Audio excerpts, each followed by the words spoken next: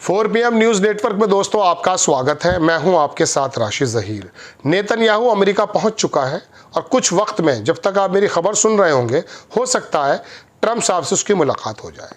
वो तमाम proposal Qatar ने सौंप दिया है जो हमास ने मशवरा करके दिया था कि कितने लोग हमारे होंगे और कितने लोग आपके होंगे।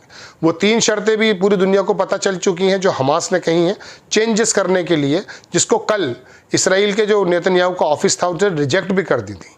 पहली शर्त उनकी ये थी कि इन 60 दिनों का जिम्मेदार सिर्फ और सिर्फ ट्रंप बनेंगे।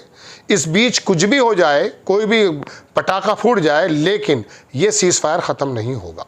दूसरी बात उन्होंने ये कहा कि जो वहाँ पर ह्यूमैनिटेरियन एड के नाम पर जो इस प्रकार के एजेंट गए हुए हैं, जो वहाँ पर गोलीबारी कर रहे हैं, उनसे वो तमाम जिम्मेदारी हटा करके यूएन के जो इदारे हैं उनको सौंप दी जाए ताकि वो आराम से कर पाएँ। और तीसरी खबर उन्होंने ये कहा था कि जो इसराइल की जो सेना है वो किसी पर्टिकुलर जगहों से वहाँ से वो विड्रॉ कर ले। ये 3 शर्तें थी, उसने इनकार कर दिया था। लेकिन बहरहाल ट्रंप साहब जिस तरह से नज़र आ रहे हैं, द कैरेडल एक बहुत बड़ा मीडिया संस्थान है, मैं देख रहा था सुबह ही, उसमें उन्होंने कहा कि ट्रंप ने कहा कि we are very close to ceasefire, बहुत जल्दी।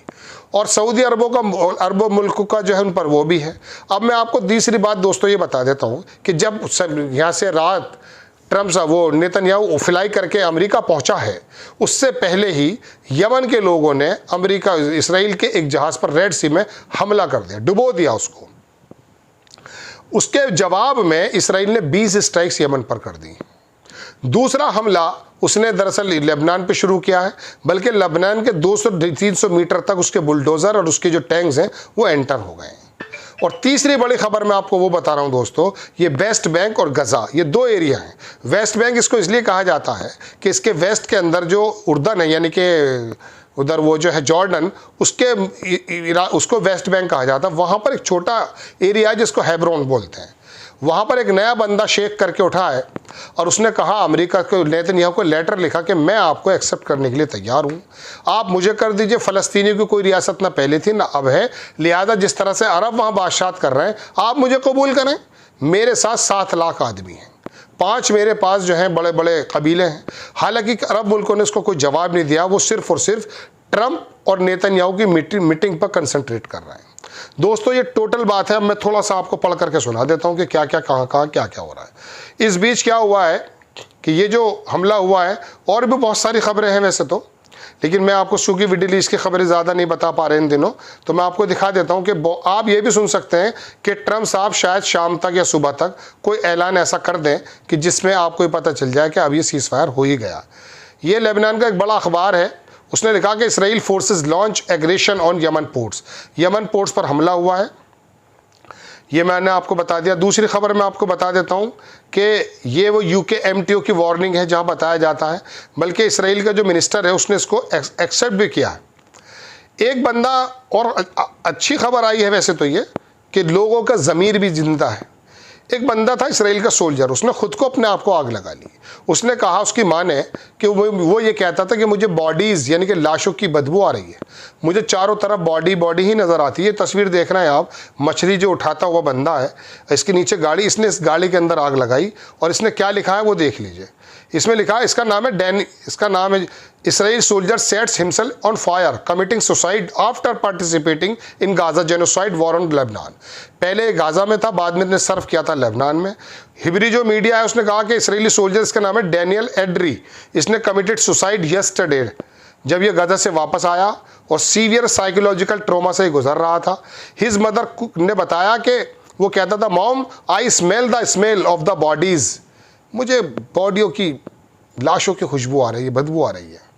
आई see the bodies all the time, मुझे सिर्फ बॉडी ही नज़र आती हैं, अकॉर्डिंग टू वर्ल्ड न्यूज़। इस तरह का जुल्म सितम नरसंहार हुआ है। लेकिन मेरी बदकिस्मती यह है कि मेरे देश के अंदर बहुत सारे धार्मिक पशु ऐसे हैं कि जो गज़ा के अंदर बच्चे और महिलाएं मर रहे हैं, हमास के लोगों को नहीं कह रहा हूँ मैं, बच्चे और महिलाएं मर रहे हैं, उनके ऊपर खुश होते हैं। एक धार्मिक पशु तो ये कह रहा था कि गाज़ा का बजा दे दीजिए बाजा। बताइए, ऐसा लग रहा था जैसे नेतन्याहू उसका बहनोई है। बताइए क्या मकसद है तेरा? इतना सा नेतन्याहू, इतना सा इसराइल, क्या मकसद हल कर पाएगा वो हमारे? क्या वो हमारी वाइट हाउस तक एक्सेस दे देंगे उनके जो मुसाद के लोग हैं? चलिए खैर, इसराइल के प्राइम मिनिस्टर बेंजामिन नेतन्याहू जो है वाशिंगटन पहुंच चुका है, ये भी मैं आपको खबर बता रहा हूँ। और इसराइल ने जो है, ये भी मैं आपको बता रहा हूँ कि वो किसी प्रकार से वहाँ पर लेबनान पे भी हमला कर रहे हैं। और दूसरी खबर भी मैं दिखा देता हूं कि इसराइल ने जो टारगेट किया हुदाया Yemen, at least 20 strikes issue threads रास ईसा हुदाया, ये यमन का एक बंदरगाह है, वहां पर उन्होंने हमला किया है। दूसरी खबर मैं बता देता हूं दोस्तों, यमन ने भी इसी तरह से किया है। War planes strikes ports of the Hodeidah, उसने भी। अब प्रेसिडेंट ट्रंप ने कहा कि Gaza ceasefire deal is very close. ये क्रेडल की खबर दे रहा हूँ। ये एक बड़ी खबर है कि इसराइल पब्लिकेशन ने हैरेट्स, उसने कहा है कि यूएस के जो मिलिट्री थार्ड था ना, ये anti aircraft anti defence system 93 बार यूज़ हुआ है। ये 800 मिलियन यानी कि 1.2 बिलियन खर्च हो चुका है इसराइल का, जो 11 दिन की लड़ाई ईरान से हुई थी। ये खबर देखें, Houthi sank another ship in Red Sea, Houthis ने एक और जहाज़ डुबा दिया है, इसका नाम था मैजिक सीज, रेड सी के अंदर। उसके बाद फिर इसराइल ने जवाब भी दिया है। Israel air force currently bombing Yemen, ये तो मैं बता ही चुका हूँ आपको। खैर, ये टोटल खबर है दोस्तों जो मैं बता रहा हूँ, लेकिन पूरी दुनिया इस इंतज़ार में। उसकी भी शक्ल दिखा देता हूँ जो वॉल स्ट्रीट जर्नल ने छापा था अभी, कि ये बंदा वेस्ट बैंक से खड़ा हुआ और कह रहा कि साहब मुझे बना दीजिए आप। ये दरअसल बात यह है कि ये एक मिनिस्टर के ज़रिए इसने लेटर दिया है, और वो जो मिनिस्टर है ना, देखिए ये खबर है वॉल स्ट्रीट जर्नल की, इसमें लगा new Palestinian offer to peace with the Israel. ये इसकी शक्ल भी देख सकते हैं आप। टाइम्स ऑफ इसराइल ने भी छापा है इसको। लेकिन मैं आपको दूसरी खबर दिखाता हूँ बड़े इदारे से, उसने क्या कहा है। इसने unusual letter from the sheikhs of Hebron, Hebron वो जगह है, recognise the emirates of Hebron, we will recognise Israel. आप हमें हेब्रो की स्टेट की तरह करिए, हम उसको बाद में कर दें, आपको भी करेंगे। ठीक है जनाब, ये वो तमाम चीज़ें हैं। कुछ लोग और भी हैं, कुछ लोगों की 1000 लोगों के छूटने की बात है जो 10वें दिन हमास के लोग देंगे। इनके 10 लोगों के, उनके 50 लोग मतलब डेड बॉडीज़ के अलावा 10 लोग जो जिंदा दे रहे हैं, उसके बदले 1000 फ़लस्तीनी लोगों को छोड़ने की बात हमास के लोगों ने कही है, जो 10वें दिन प्रपोजल में है। वो प्रपोजल मुझे मिला, चूँकि कतर ने वो सबमिट कर दिया है। टोटल खबरें तो दोस्तों यही हैं। अब पूरी दुनिया से इंतज़ार में है कि शायद ट्रंप साहब जो हैं, अपने नोबल की वजह से ही सही, लेकिन फिर भी शायद वो इसको कबूल कर लें। अगर कबूल कर लेंगे तो वाकई इस मिडिल ईस्ट के अंदर थोड़ी सी शांति आ जाएगी। लेकिन लग नहीं रहा है, जिस तरह से नेतन्याहू अपने फ्लाई करने से पहले 3 शोशे यानी कि 3 झगड़े छोड़ करके आया है, उसकी नीयत में खोट है।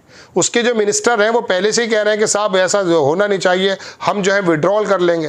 लेकिन शायद ट्रंप साहब ने उसको ये विश्वास दिलाया कि नहीं, तेरी सरकार रहेगी और भविष्य के इलेक्शन में भी तू जीत करके आएगा। ये बात दीगर है कि एलन मस्क ने अमेरिका में अपनी पार्टी बना डाली है। 13 लाख लोगों ने उसके अंदर, उसका एक्स के अंदर उसने डाला था कि बनाऊँ या ना बनाऊँ, तो 65% लोगों ने कहा कि नहीं, ये काम करना चाहिए। और एलन मस्क बहुत छोटी छोटी जगहों पे अगले बार उपचुनाव जैसे हमारे यहाँ होते हैं ना, ऐसे उपचुनाव होने वाले, वहाँ पर वो कंसंट्रेट कर रहा है। पैसा बहुत है। और उसका जो सर्वे ये बता रहा है कि शायद वो रिपब्लिकन और डेमोक्रेट्स को भी शायद नुकसान पहुंचा है। मैंने बहुत कम टाइम में पूरी की पूरी खबरें आपको बता दी जो सीरीजन की हैं। नेक्स्ट टाइम किसी खबर के साथ हाजिर होता हूँ। जय हिंद।